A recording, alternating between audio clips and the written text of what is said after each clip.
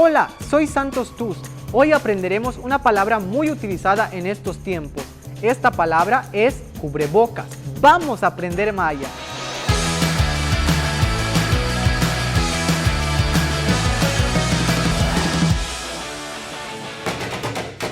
Cubrebocas.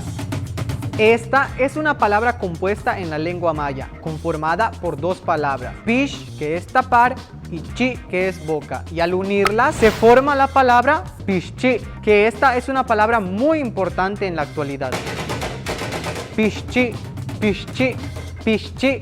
¿Y cómo podemos aplicar esta palabra en una oración? Fácil. Se dice pishchi, que significa pon tu cubreboca. Recuerden algo muy importante, pish achi, yetel ani. Bueno, nos vemos en la siguiente cápsula para aprender más palabras y frases en maya para tu vida diaria. Con Eshkanik Maya. Bueno, cuídense.